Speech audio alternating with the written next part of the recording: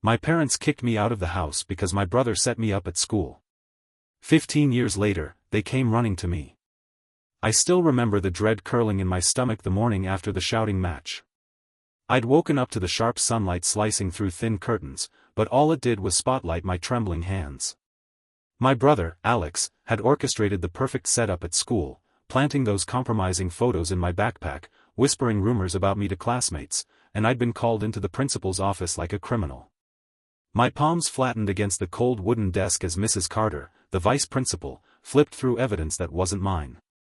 There was no defense, no rebuttal, only the crushing realization that I was completely alone. When I got home, I found the door locked. Inside, muffled voices drifted through, my parents, arguing. I recognized Mom's voice, frantic, desperate, then Dad's, stern and cold. I knocked once. Twice. The voices stopped. Then Dad walked out and met me in the hallway, his face impassive. "I can't keep defending you," he said. "Not after this." Mom followed him out. She looked as if she'd been crying. "David, you've caused us too much trouble. Go stay with your friend or find somewhere else," Dad said. I looked at them, my heart pounding. I tried to speak, but couldn't. My throat had turned to dust. They said they were disappointed, embarrassed, afraid of what people would think. They shut the door in my face. I wandered the neighborhood in a daze. I was 15 and homeless. The cheap Motel 6 down the road took pity on me. It cost my savings a month of allowance plus working weekends at the convenience store. I slept on a worn-out cot, ate microwave dinners, and dreaded every new morning. The shame was unbearable. I missed my parents, but I couldn't even look at them without feeling hollow. I still believed this was my fault. The summer dragged on. I went to school by day, hotel by night. My grades slipped under the weight of stress and exhaustion. I avoided Alex at all costs. He flashed that smug grin whenever I passed him in hallways, never offering help, never asking if I was okay. My so-called best friend saw me with my backpack zipped shut and headed the other way. No one wanted to get involved. The story had been told, repeated, embroidered. I was rotten fruit. Everyone backed away. By autumn, the rent ran out. The motel manager, a motherly woman named Mrs. Jackson, shook her head. "I'm sorry, honey," she said. "I can't let you stay anymore." Her words hit me harder than my parents. I checked myself into a youth shelter in town, a grim dorm of metal bunk beds and hard plastic lockers. It was safer than the streets, but it smelled like desperation and stale air. Work shifted to the shelter's kitchen, scrubbing pots and pans in return for sleep and grub. It was honest, but it wasn't enough. I spent nights skating through the city streets, scavenging bottles for deposit cash. On good days I earned 5 or 6 hryvnia. Enough for a coffee. Enough to not steal. I didn't ask for money. I couldn't. I just needed to survive. High school ended. Graduation morning, I showed up at the shelter with my gown borrowed from a friend. I choked through a diploma ceremony under gray skies and held back tears as my name was called. No one cheered, but I didn't need cheers. I needed that certificate. I needed proof I hadn't completely failed. When the ceremony ended, I found a faded blue envelope addressed to me. It contained a check and a note, "Use this wisely. Don't give up." No signature. I tucked it away. College was a blur of low-wage jobs and second-hand textbooks. I applied to universities abroad, saved for an application fee by selling off more bottles and working part-time in cafes. I got accepted through scholarships and landed in a small dorm halfway across the world. The first night, I lay on a twin bed, jet-lagged and scared, listening to distant sirens and new voices. But I also felt something, pride, maybe hope. I was free from that small town and the image of being the black sheep. When I called Mom and Dad, their voices were hesitant.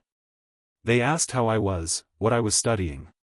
I gave short answers: psychology, part-time tutoring. I asked them if they were okay. They said yes. But I heard the caution in their tone. I heard the distance. I cut off contact for 6 months. It hurt too much to talk about what happened, or not happened, with Alex. Graduation photos from my university campus arrived in the mail, 2 years later, before my final exams. Mom sent a card, "We are proud." No mention of the past. I didn't respond. I didn't want sympathy or half-truths. I wanted acknowledgement. I poured myself into my studies. During breaks I worked as a counselor for at-risk teens, tossing bottles for savings, scraping by. I watched them waver between hope and despair, and saw my own reflection. I coached a shy girl named Elena whose family had walked out on her. When she graduated high school with honors, I cried. I realized, I got through because no one gave up on me, especially not me. By the time I got my master's degree, I had built a small career in child psychology. I rented a modest apartment, furnished carefully, thoughtfully. Art on the walls, soft lighting. I invited a few close friends for a housewarming, and when they congratulated me, I felt a warmth I hadn't felt at 15. I had built something. I was something. It was 3 weeks ago, 15 years after I left home, that I heard a knock on my door. I recognized the cautious tone. I opened to find my parents, Mom in a pale blouse, eyes red-rimmed, Dad stiff in a jacket. Behind them, Alex lingered in the hallway. For a moment, I just stood there, my hand still gripping the doorknob. It was like time hadn't passed at all, like I was still that teenager waiting outside my house with a knot in my throat, begging to be heard. My heart pounded in my chest, but I didn't say anything. I waited. Mom spoke first. "Can we come in?" she asked softly, her voice barely above a whisper.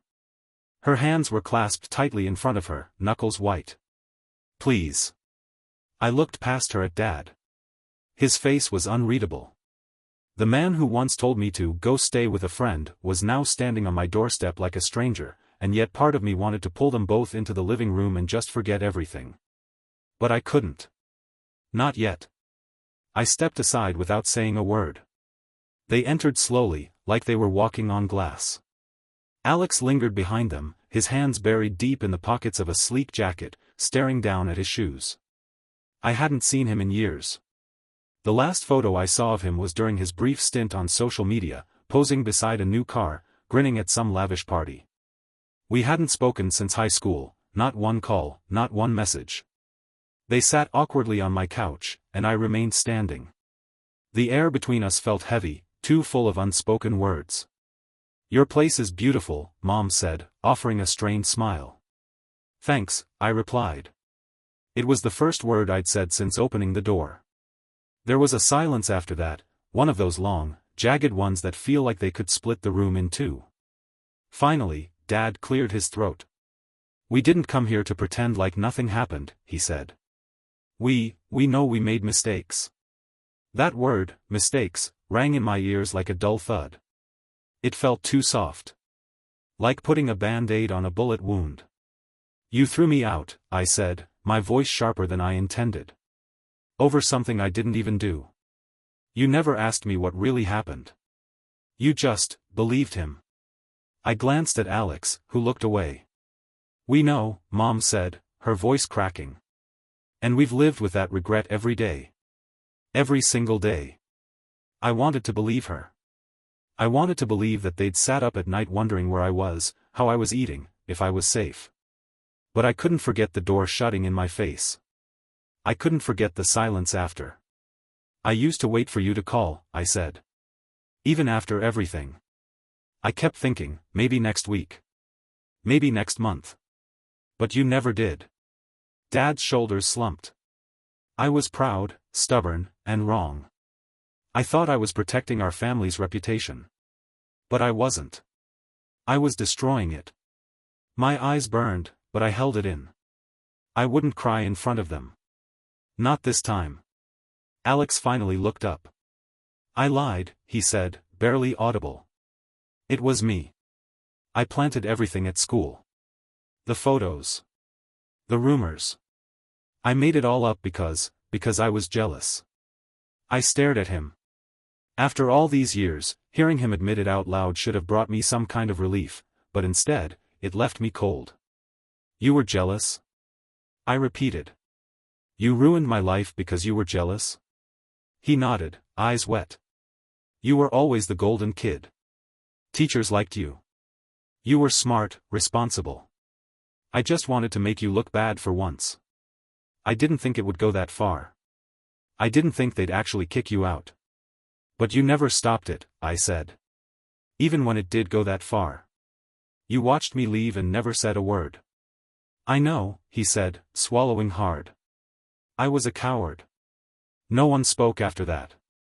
The silence was thick with memories. I looked at the three of them, my broken family, and wondered what they expected from me now. Forgiveness? A second chance? Why now? I asked. Why after 15 years?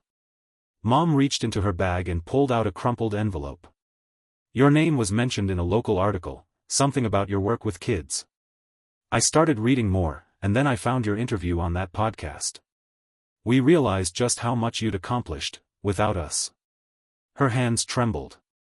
And we wanted to say we're sorry. Not just for what we did, but for not seeing who you were. Who you are. Alex spoke again, his voice steadier this time. I've been in therapy. For 2 years now. And one of the steps is making amends. I had to start with you. I looked at all of them, trying to measure the truth in their faces. They looked tired. Older. And for the first time, they looked small to me, not like the towering figures I remembered, but like people trying to fix something long broken. I'm not the same person I was, I said quietly. And I don't know if I can just open the door and pretend we're a family again. We understand, Dad said. We just needed you to know, we're here. Whenever you're ready. They stood to leave. As they reached the door, Mom turned back and said, there's no pressure. But if you ever want to talk, we're here. I closed the door after them and leaned against it, heart pounding. I didn't cry. I didn't scream. I just stood there for a long time, staring at the floor. They were back. But was I ready? The hours after they left were quiet in a way that didn't feel peaceful. I stood in the kitchen with the kettle boiling, watching the steam rise and fade. I didn't make the tea, I just watched. My mind was full, a tide of memories I hadn't let myself think about in years. I slept poorly that night. Every time I closed my eyes, I saw their faces. Not just from yesterday, but from the night they locked the door on me. I remembered the weight of my backpack, the cold air, the echo of my own footsteps as I walked into a future I hadn't chosen. And now they were back. After everything. After 15 years. I didn't call them. Not the next day. Not the one after that. I didn't know what to say. Work gave me a distraction. I had 3 clients that week, teenagers dealing with abandonment, trust issues, emotional trauma. One of them, a boy named Malik, reminded me of myself. Smart, observant, but always looking over his shoulder like someone might take everything away at any moment. His foster parents were kind but distant. He didn't believe in love that stayed. In one session, Malik said, "How do you know someone's really sorry?" I mean, really? I didn't answer right away. I stared at the worn carpet of my office and thought about my family on my couch, about Alex with his head bowed, about Mom's shaking hands. I think, they show you, I said. Not just with words, but with time. They stay. They take responsibility. And they don't expect you to forgive them just because they apologized. He nodded, but his eyes were full of doubt. Mine were, too. That night, I found the envelope Mom had left. Inside was a handwritten letter. Her handwriting was exactly how I remembered it from old birthday cards. Slanted, neat, a little dramatic with loops. David. I know we don't deserve your forgiveness. We let fear guide us when we should have trusted you. We should have believed in the son we raised. You didn't fail us. We failed you. I don't expect anything from you. But I hope, one day, we can get to know the man you've become. I read about your work and your patience. I cried when I saw the picture of you speaking at that conference. I was proud. I am proud. We just want a chance to know you again, even if it's only a small piece at a time. Love, always. Mom. I read it twice. 3 times. I didn't cry, but my throat tightened in that familiar way. 3 weeks passed. Then 4. I didn't reply, but I didn't throw the letter away either. One Friday afternoon, I got a text from an unknown number. "It's Alex. I know this is weird, but I'm near your office. Can we talk?" I stared at the message for a long time. My thumb hovered over the screen. I wanted to say no. I wanted to tell him to leave me alone. But something in me, some flicker of curiosity or unfinished business, typed. 15 minutes. Coffee shop on 4th. He was already there when I arrived. Same leather jacket. Hair shorter. Face more tired. He stood when I walked in, and I could tell he didn't know if he should go for a handshake, a hug, or just stand still. He chose to sit back down. "I wasn't sure you'd come," he said. Neither was I. The waitress came by. I ordered tea. He ordered coffee, black. We sat in silence for a minute, the kind that felt more like a standoff than a conversation. "I've been seeing a therapist," he said after a while. "Not because anyone told me to. I knew I had to." I nodded. "I've had a lot of time to think about what I did. And not just to you, Mom, Dad, even myself. I was so full of resentment back then. You were always the one they trusted. The one who got straight A's, who never caused trouble. I thought if I could knock you down a peg, they'd finally see me." "And did they?" I asked. "No," he said. "Not the way I wanted. You left. And they didn't forgive me either, not really. Things got worse." He stared into his cup. "I dropped out of college. Got into some bad circles. I was spiraling. But one night, I saw a post about you. Someone shared your podcast on mental health. I listened. And I cried. Because you were talking about things I was still running from. And I realized, I'd never said sorry. Not really." He looked up at me. "I'm not asking you to forgive me. I just wanted to be accountable. You didn't deserve any of it." The tea in front of me had gone cold. I didn't even remember taking a sip. "Do Mom and Dad know you're here?" I asked. "No. They've been giving me space to do this my way. For once." I appreciated that. It didn't fix everything, but it showed something had changed. "Why now?" I asked again, the same question I'd asked weeks ago. He sighed. "Because I want my brother back. Or even just, a chance to not be enemies anymore." I didn't respond. Not with words. I simply sat there, letting the silence stretch out, letting the weight of the moment settle. He didn't push. He didn't beg. He just nodded and said, "Thanks for hearing me out." Then he left. I stayed behind, watching the street traffic through the glass. Something had shifted inside me, but I couldn't name it. Not yet. Healing, I was starting to learn, wasn't something that happened all at once. It was a process. A slow, uneven one. But maybe, for the first time in a long while, I wasn't walking it alone. 2 weeks after that conversation with Alex, I got another letter in the mail. No envelope this time, just a folded piece of paper slid under my office door with my name scribbled across it in block letters.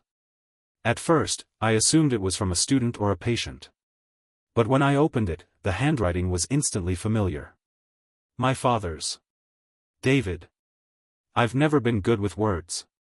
I always thought showing up to work, providing for the family, keeping things together, that was enough. I know now that it wasn't. You deserved more than a roof and rules. You deserved trust. You deserved to be heard. And I failed you in that. I've read your name more times in the last year than I did in your school reports back then. Every article, every testimonial from the kids you've helped, they humbled me. They made me realize that the person I was so eager to push away was the person I should have stood beside.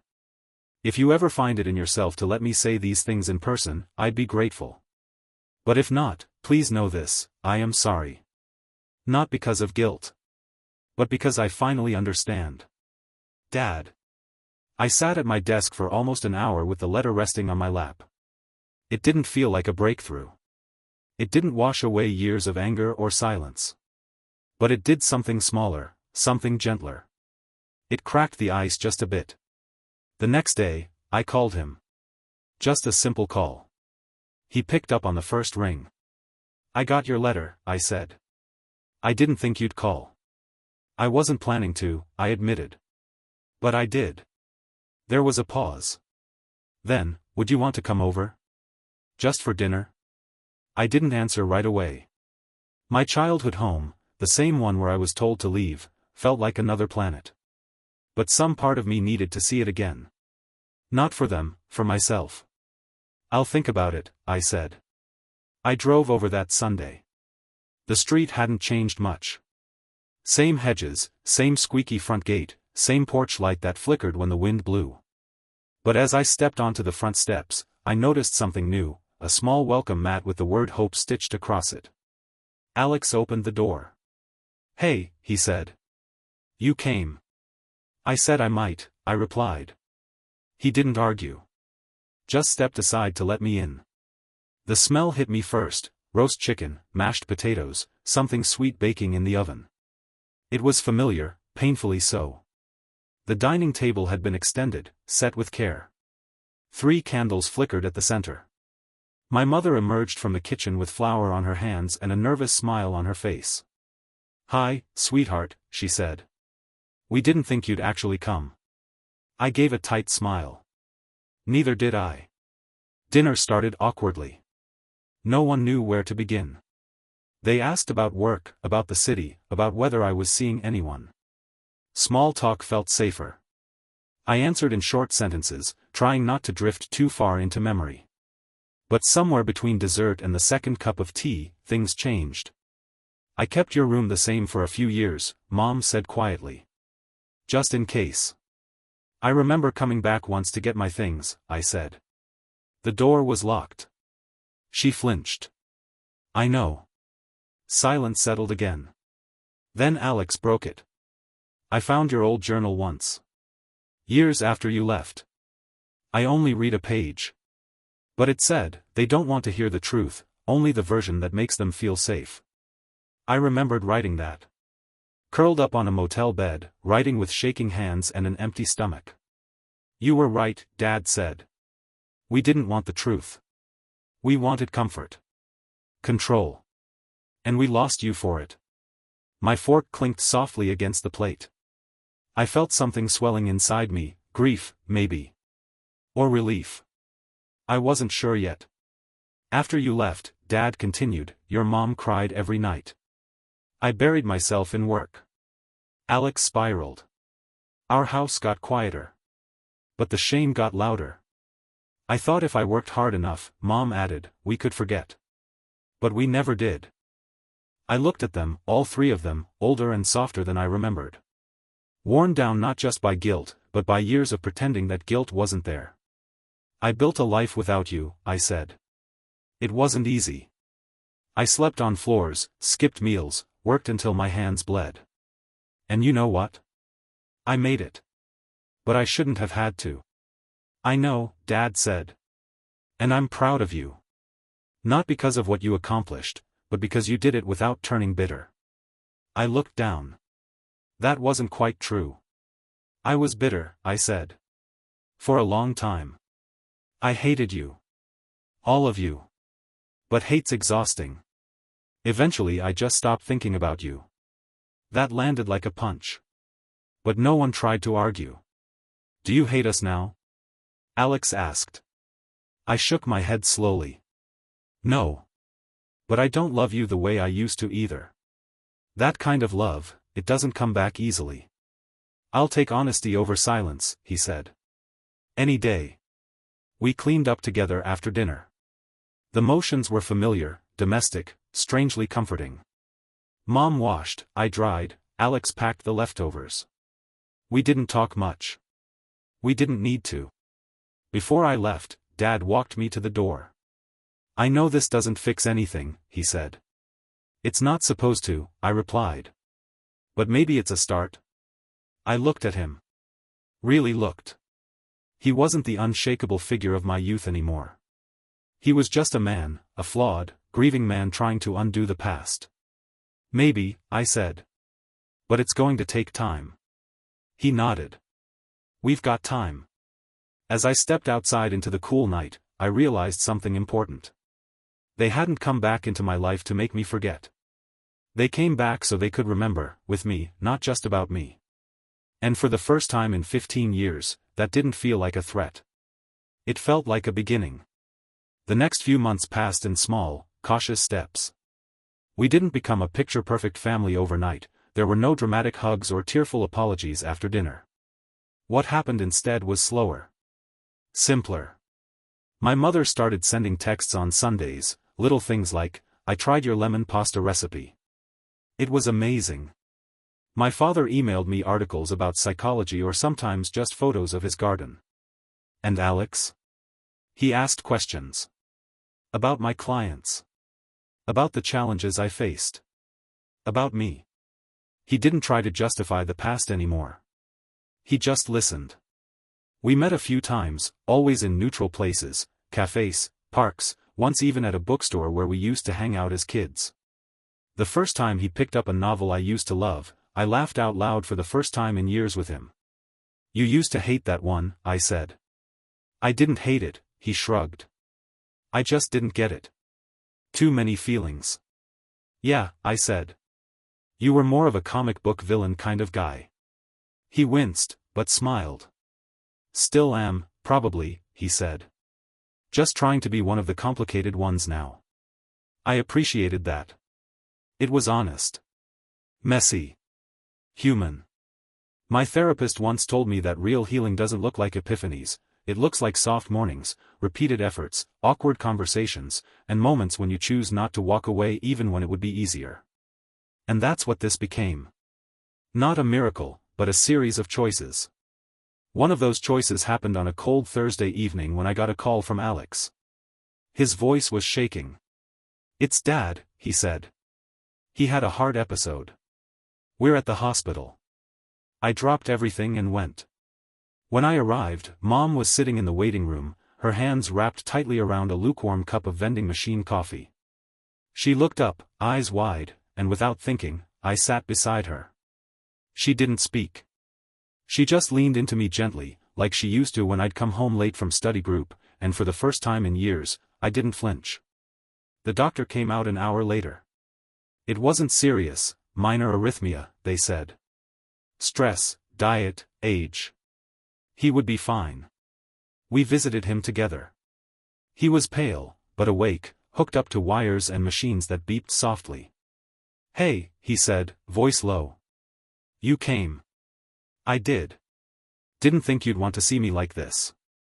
"I didn't," I said, "but that's not the point." He nodded. "I'm glad." He reached for my hand. I didn't pull away.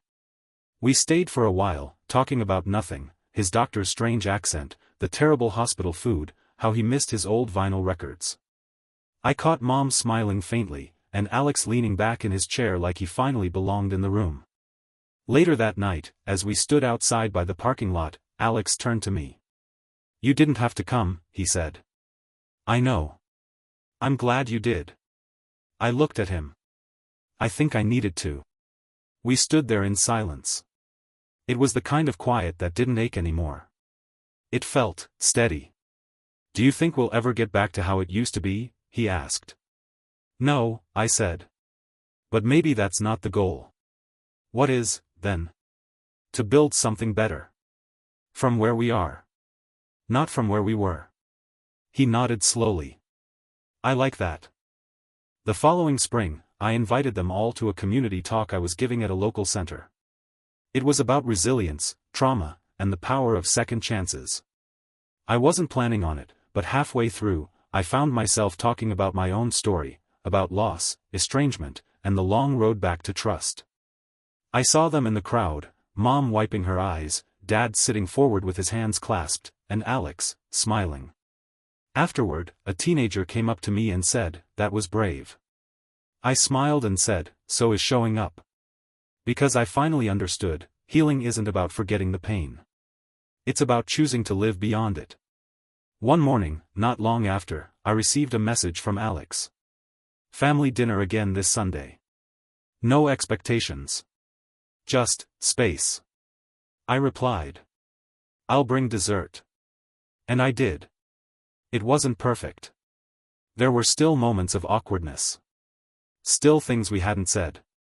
But we were trying. They had walked away once.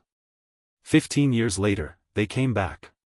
And this time, I was strong enough to decide what stayed. Thank you for watching the video. Like it if you watched the video to the end and don't forget to subscribe. Have a nice day.